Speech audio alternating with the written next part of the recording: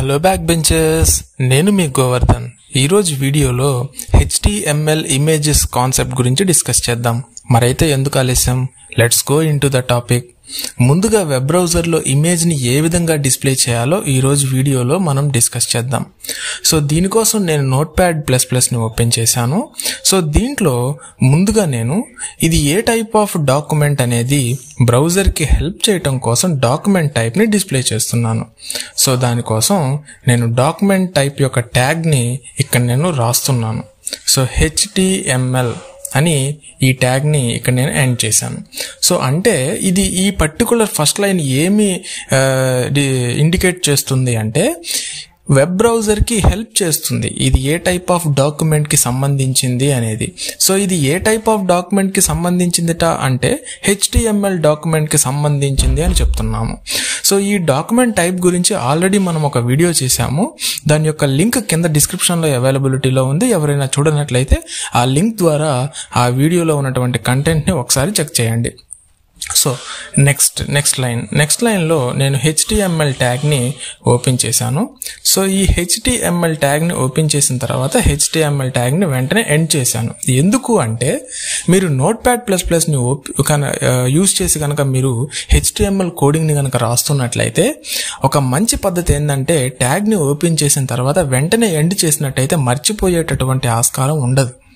So దానికోసం ఒక tag open చేశాక వెంటనే దాన్ని ఎండ్ చేయండి.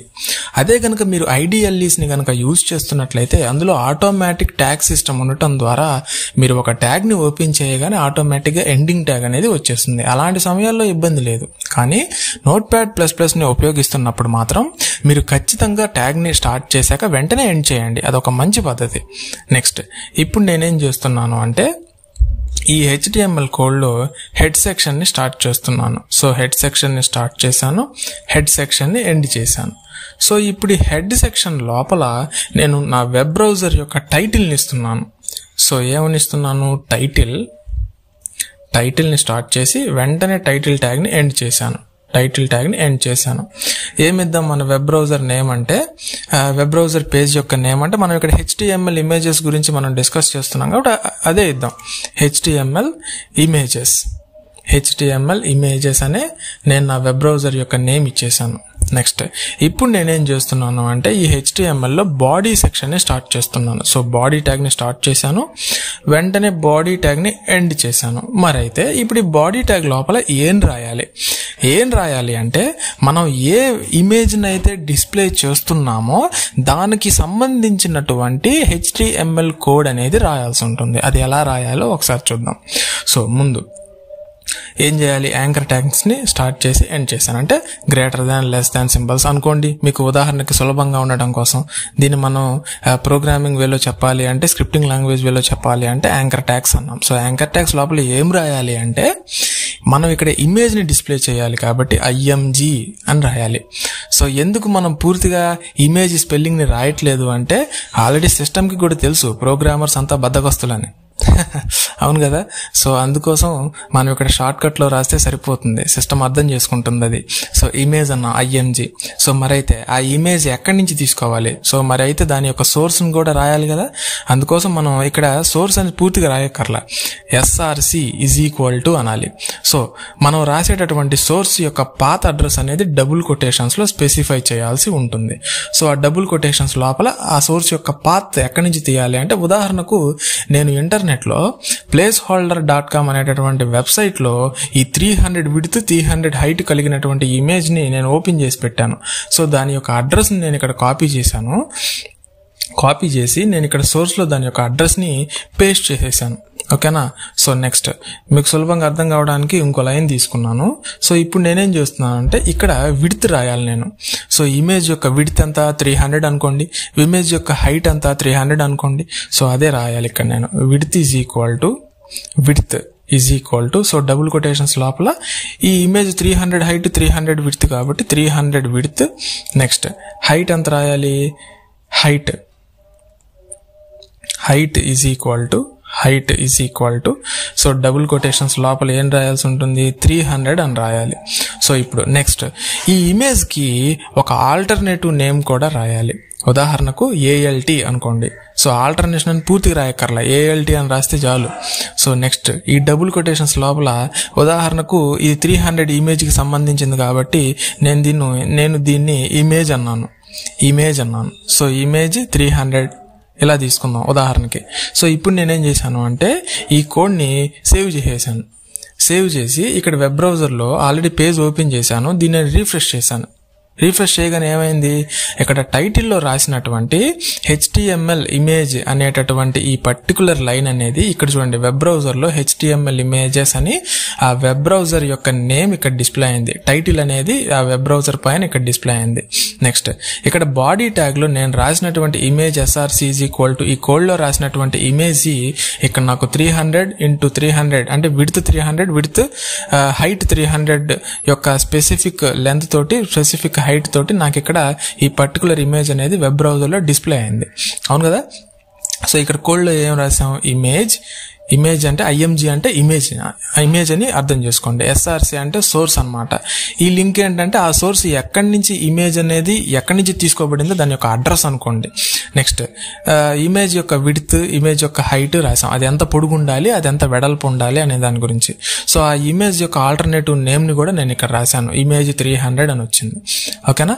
సో ఇది ఒక పర్టికులర్ వే అనమాట. అంటే ఇంటర్నెట్ లో నుంచి ఒక వెబ్ పేజ్, ఇంటర్నెట్ లో నుంచి ఒక ఇమేజ్ యొక్క అడ్రస్ ని ఇక్కడ ఈ పర్టికులర్ చూడండి 𝐰hatsApp.placeholder.com ఇంటర్నెట్ లో నుంచి ఈ పర్టికులర్ అడ్రస్ ద్వారా ఇమేజ్ ని ప్రింట్ చేయటం ఒక రకం. దాంతో పాటుగా మీ సిస్టంలో లోకల్ డ్రైవ్ లో ఉన్నటువంటి పాత్ తీసుకొని ఇమేజ్ ని డిస్ప్లే చేయడం రెండో రకం. ఇప్పుడు మనం వెబ్సైట్ లో నుంచి ఆ ఇమేజ్ అడ్రస్ ని తీసి ప్రింట్ చేయడం మన వెబ్ పేజ్ లో ఎలాగో తెలుసుకున్నాం. మరి రెండో పద్ధతి కూడా చూద్దాం మనం. సో ఆ రెండో పద్ధతి ఏ విధంగా చేయాలి. ఉదాహరణకి నేను ఇక్కడ ఇంకో ఇమేజ్ తీసుకుంటున్నాను. నేను ఇక్కడ ఏం చేస్తున్నాను అంటే ఇంకొక ఇమేజ్ తీసుకుంటున్నాను, IMG ఇమేజ్. సో దాని యొక్క సోర్స్ అన్నమాట. సో దాని యొక్క source SRC is equal to, so double quotation start చేశాను. సో ఇమేజ్ పర్టికులర్ ట్యాగ్ ని నేను ఎండ్ చేశాను. ఇప్పుడు సోర్స్ ఏం చేస్తున్నాను అంటే నా సిస్టమ్ లో ఉన్నటువంటి లోకల్ డ్రైవ్ లో నుంచి ఆ పర్టికులర్ ఇమేజ్ పాత్ దిగిపోతున్నా. ఉదాహరణకు నేను వెబ్సైట్ డిజైన్ చేయడం కోసం నేను ఇక్కడ కొన్ని ఫోల్డర్స్ ని క్రియేట్ చేసి పెట్టుకున్నా. దాంట్లో ఉన్న ఇమేజ్ ని తీసి ఆ అడ్రస్ ద్వారా ఈ లోకల్ డ్రైవ్ లో ఉన్నటువంటి అడ్రస్ ని మన వెబ్ బ్రౌజర్ లో ఆ ఇమేజ్ డిస్ప్లే అయ్యే విధంగా చేద్దాం. ఇప్పుడు నేనేం చేస్తున్నాను అంటే నా సిస్టమ్ లో డౌన్లోడ్స్ ఫోల్డర్ లోకి వెళ్ళి వెబ్సైట్ ఇమేజెస్ అనేటటువంటి ఫోల్డర్ ఓపెన్ చేశాను. సో దీంట్లో ఉదాహరణకి నేను ఇక్కడ డ్రాకిట్ అనేటటువంటి ఈ ఫోల్డర్ ఓపెన్ చేశాను. సో దీంట్లో ఈ ఫస్ట్ ఇమేజ్ onescene.svg అనేటటువంటి ఇమేజ్ ని నా వెబ్ బ్రౌజర్ లో డిస్ప్లే చేయాలి. సో ఈ ఇమేజ్ ఎక్కడ స్టోర్ అయ్యి ఉంది అంటే నా పర్టికులర్ సిస్టమ్ లో డౌన్లోడ్స్ లో స్టోర్ అయ్యి ఉంది. ఓకేనా. సో దీని యొక్క అడ్రస్ ఏంటి, ఇక్కడ ఆల్రెడీ డిస్ప్లే అయింది. దీన్ని నేను కాపీ చేసి నేనేం చేశాను అంటే నా పర్టికులర్ కోడ్ ఏదైతే ఉందో, నా పర్టికులర్ కోడ్ ఇది కాబట్టి ఇక్కడ ఆ పర్టికులర్ కోడ్ నేను పేస్ట్ చేశాను. సో ఇప్పుడు మీకు సులభంగా అర్థం కావడానికి నేనేం చేస్తానంటే దీన్ని నేను సెకండ్ లైన్ కి తీసేసుకుంటాను, మీకు ఇంకా సులభంగా అర్థమైపోతుంది. ఉదాహరణకి చూడండి, ఇంకా ఈజీగా మీకు దీన్ని నేను కిందకి స్క్రోల్ చేస్తున్నాను చూడండి. ఓకే, సెకండ్ లైన్ లోకి తీసుకున్నాను. ఇప్పుడు వెబ్ పేజ్ పాత్ అనేది మీకు కనిపిస్తుంది చూడండి ఈజీగా.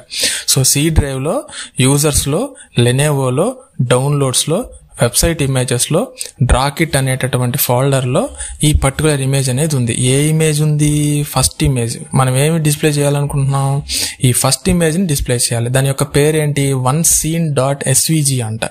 సో ఇప్పుడు మనం అదే ఇక్కడ రాద్దాం. సో onescene.svg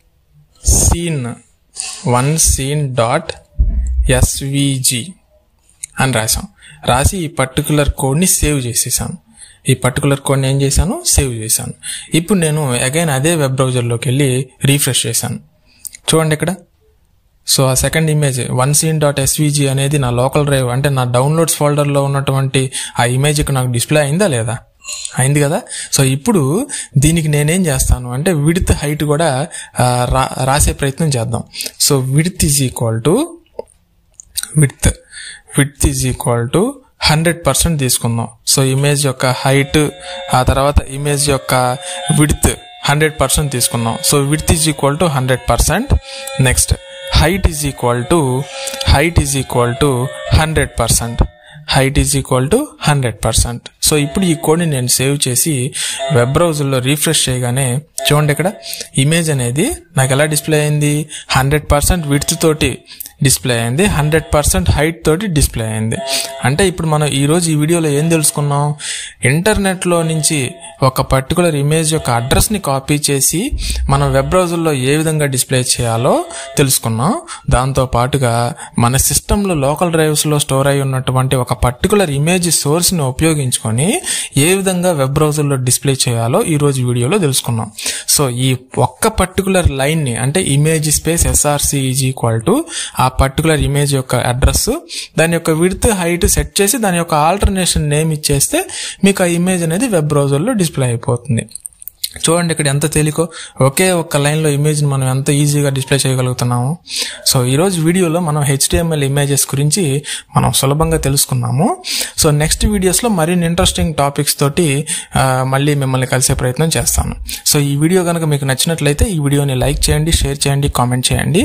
ఇంకా ఎవరైనా మన lectures by Ravula Govardhan channel కనుక సబ్స్క్రైబ్ చేయకపోతే వెంటనే మన ఛానల్ని సబ్స్క్రైబ్ చేసి పక్కనే ఉన్న బెల్ ఐకాన్ని కూడా క్లిక్ చేయండి.